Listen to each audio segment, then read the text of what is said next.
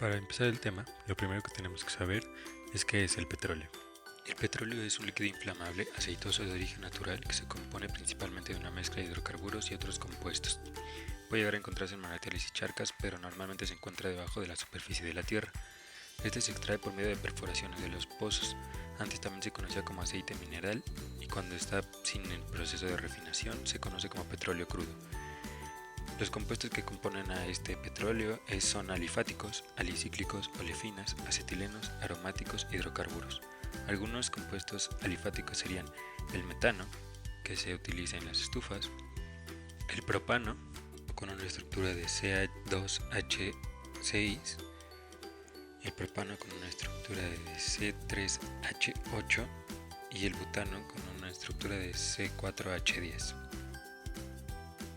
Otro tipo de estos hidrocarburos serían los aromáticos, de los cuales ahora veremos unos ejemplos.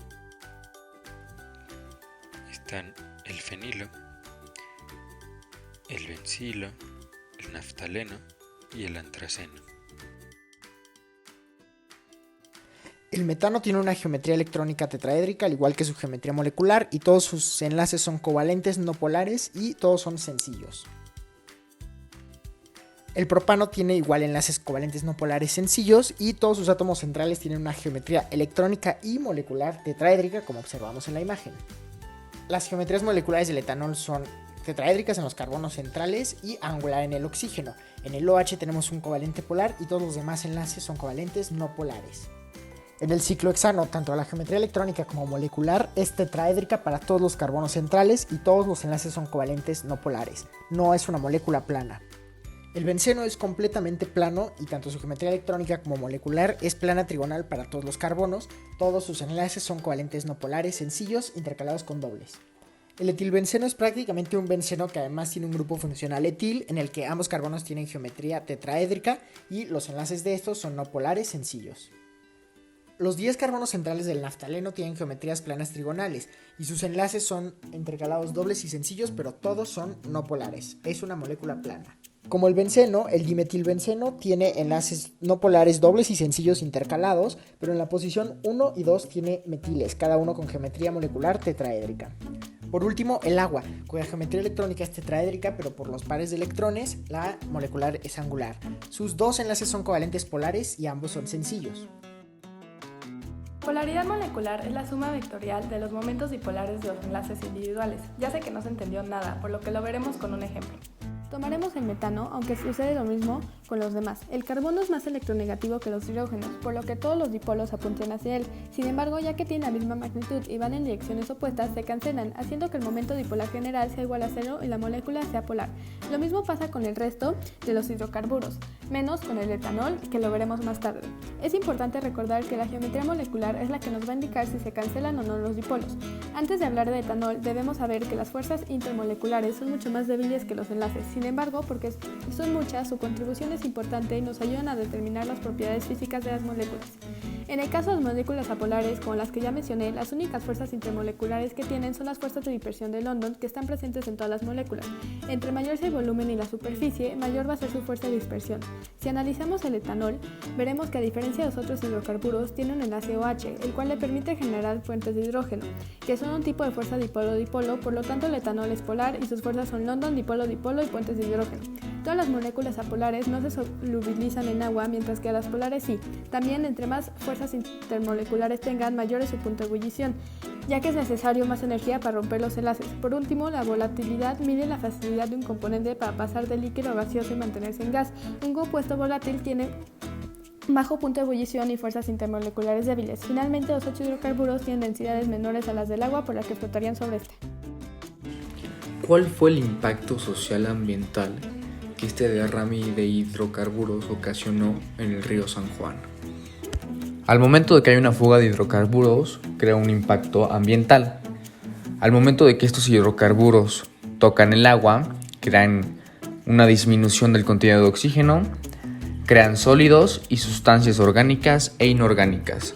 Para que el agua sea potable debe ser incolora, inodora, insípida y no debe tener elementos en suspensión.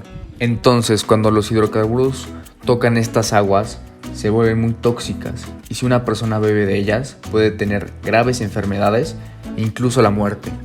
Todas las personas alrededor de este río San Juan usaban este río para tomar agua, para lavar su ropa, para sus cultivos y para su ganadería. Entonces, al momento de que estas aguas se contaminan, ya no pueden hacer nada de eso y esto les quita sus derechos al agua potable y a tener un ambiente sano.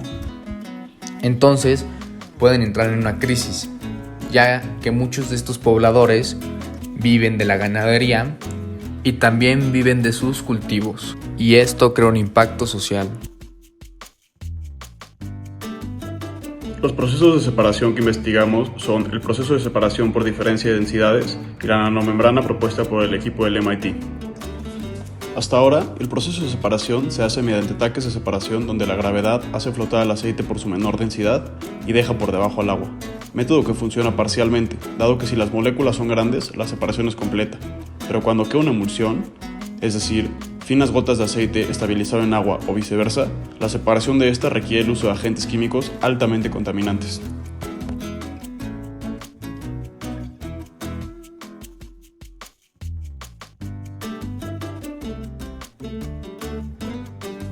Por otro lado, científicos del MIT desarrollaron una nanomembrana capaz de separar el agua del petróleo con 99.99% de efectividad. Las membranas contienen lo que sus creadores llaman estructuras de poros jerárquicas. Estas membranas están compuestas por una capa muy delgada de nanoporos y otra mucho más gruesa de microporos, que limitan el paso del material no deseado, al mismo tiempo que soportan la alta presión y el paso del líquido. Un aspecto muy interesante es que tienen la capacidad de invertir las propiedades de las membranas, dependiendo de cada caso. Es posible repeler al agua y atraer el petróleo o lograr exactamente el efecto contrario. Nuestra solución es usar la nanomembrana, ya que tiene un mayor porcentaje de eficacia y al mismo tiempo es una solución sin uso de agentes químicos y sin dañar al medio ambiente. ¿Por qué estamos seguros de que la nanomembrana del MIT es uno de los mejores procesos? Eso es gracias a la investigación donde se compararon procesos como el anterior mencionado, de destilación fraccionada, que tienen la desventaja de usar refinerías y procesos químicos dañinos. Además, como su nombre lo dice, solo se obtienen fracciones y no productos puros. En cambio, la nanomembrana promete ser una solución más limpia, no solo en extracción, también en fabricación, pues es meramente industrial y al fabricarse en zonas industriales no afecta considerablemente al medio ambiente con nuevas construcciones. En este caso, refinerías que en ocasiones se han asentado cerca de pequeñas poblaciones, causando un disgusto social, no solo por contaminación visual, si le podemos decir así, es más que nada el impacto que tiene en la calidad del aire y el cambio climático, además de representar un importante riesgo de contaminación de agua y suelo, daños en los ecosistemas y la biodiversidad. Pero si tomamos en cuenta, la nanomembrana busca ser ajeno a esas consecuencias, sin riesgos de contaminación de agua y suelo, y tomando en cuenta que son derechos de poblaciones cercanas, y de esta forma ellos no intentarían detener el proceso.